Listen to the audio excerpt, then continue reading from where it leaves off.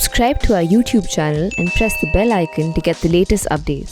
एक बहुत दुखद और दुर्भाग्यपूर्ण घटना का ब्यौरा मेरे स्टेटमेंट के द्वारा सदन के समक्ष रखने के लिए मैं खड़ा हुआ हूं। दिनांक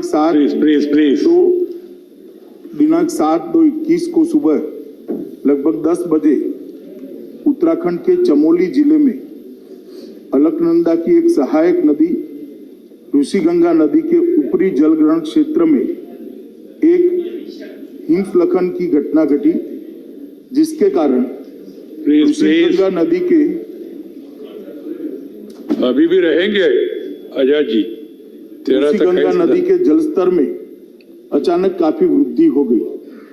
ऋषिगंगा नदी के जलस्तर में वृद्धि के कारण आई बाढ़ से 13.2 मेगावाट की कार्यरत छोटी जल विद्युत परियोजना पूरी बह गई। इस अचानक आई बाढ़ ने निचले क्षेत्र में तपोवन में धौलीगंगा नदी पर स्थित एनटीपीसी की निर्माणाधीन 520 मेगावाट की जल विद्युत परियोजना को भी नुकसान पहुंचाया है।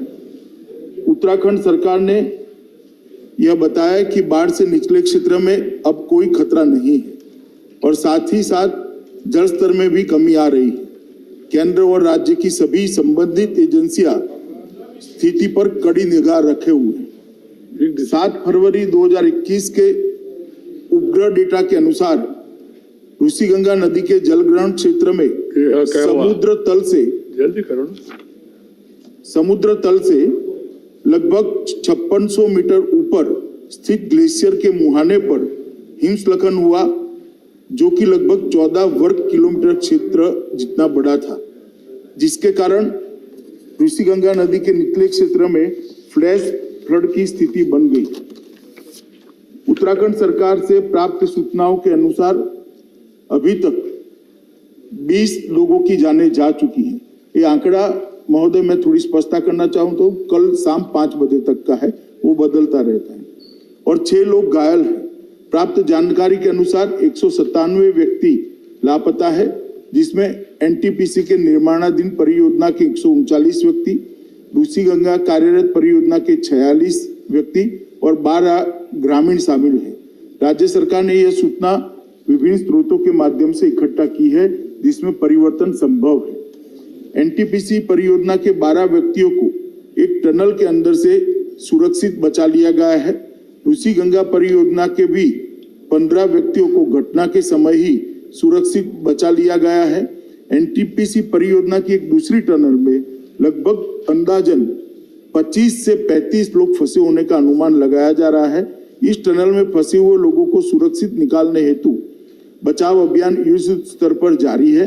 साथ ही साथ लापता व्यक्तियों को ढूंढने का कार्य भी बड़े पैमाने पर किया जा रहा है। राज्य सरकार ने जान गंवाने वालों के परिजनों के लिए 4 लाख रुपए की सहायता की घोषणा की है। घटनास्थल के नजदीक 13 छोटे गांव से एक पुल बह जाने के कारण संपर्क बिल्कुल कट गया है। इन गांवों के लिए रसद और जरूरी मेडिकल सामान हेलीकॉप्टर के द्वारा लगातार पहुंचाया जा रहा है। केंद्र सरकार द्वारा स्थिति को 24 घंटे उच्चतम स्तर पर निगरानी की जा रही है। माननीय प्रधानमंत्री जी स्वयं स्थिति पर गहरी निगाह रखे हुए हैं। गृह मंत्रालय के दोनों कंट्रोल रूम द्वारा स्थिति पर 24 घंटे नजर रखी जा रही है और राज्य को हर संभव सहायता मुहैया कराई जा रही है। विद्युत मंत्रालय के माननीय राज्य मंत्री ने घटनास्थल का दौरा किया और चल रहे राहत एवं बचाव कार्य का भी जायजा लिया है। आईटीबीपी ने अपना कंट्रोल रूम वहां स्थापित कर लिया है और उनके 450 जवान सभी जरूरी साजो सामान के साथ घटनास्थल पर राहत और बचाव अभियान में लगे हुए हैं। एनडीआरएफ की 5 टीमें घटनास्थल पर पहुंच चुकी है और राहत और बचाव अभियान में लगी हुई है। आर्मी की 8 टीमें, जिसमें एक इंजीनियरिंग टास्क फोर्स भी शामिल है, घटनास्थल पर बचाव कार्य कर रहा है। एक मेडिकल कॉलम और 2 एम्बुलेंस भी घटनास्थल पर तैनात है। नेवी की एक गोताखोर टीम भी घटनास्थल पर तैनात की गई है। एयरफोर्स के 5 हेलीकॉप्टरों को भी इस कार्य में लगाया गया है। जोशीमठ में भी प्रशासन द्वारा एक कंट्रोल रूम स्थापित किया गया है।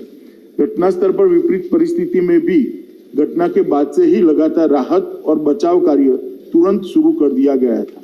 टनल में फंसे लोगों को बाहर निकालने के लिए रात भर के अथक प्रयास के बाद आर्मी द्वारा टनल के मुंह पर पड़े मलबे को साफ कर लिया गया है। काफी अंदर तक हमारे लोग गए हैं। केंद्रीय जल आयोग के जो कर्मचारी अलकनंदा और गंगा बेसिन हरिद्वार तक में कार्यरत है, उनको भी अलर्ट पर रखा गया है। सशस्त्र सीमा बल की एक टीम भी घटनास्थल पर पहुंच चुकी है। डीआरडीओ की एक टीम हिमस्खलन की निगरानी करती है, घटनास्थल पर वो भी पहुंच चुकी है। एनटीपीसी के सीएमडी भी घटनास्थल पर पहुंच चुके हैं।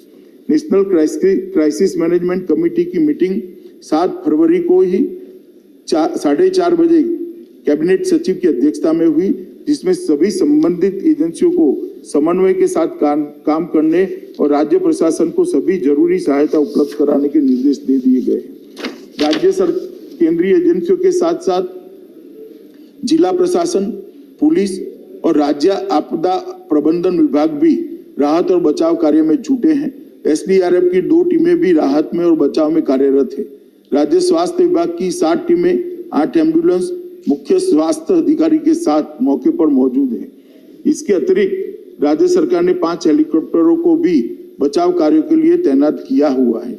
घटना के बाद सभी जगह बिजली की बहाली लगभग कर दी गई है। बीआरओ और राज्य पीडब्ल्यूडी द्वारा 5 पूर्ण रूप से टूटे हुए पुलों की मरम्मत शुरू की जा चुकी है।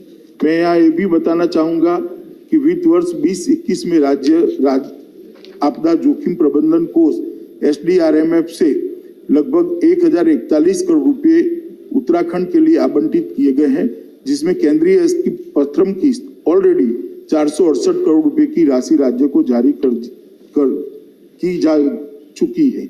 मैं सदन को केंद्र सरकार की ओर से यह आश्वस्त करना चाहता हूं कि राहत और बचाव कार्य के लिए सभी संभव उपाय राज्य सरकार के साथ समन्वय के साथ किए जा रहे हैं और जो भी आवश्यक कदम उठाना जरूरी है वो उठाए जा रहे हैं। और मैं सभी मृतकों के लिए अपनी ओर से, सदन की ओर से श्रद्धांजलि व्यक्त करता हूं।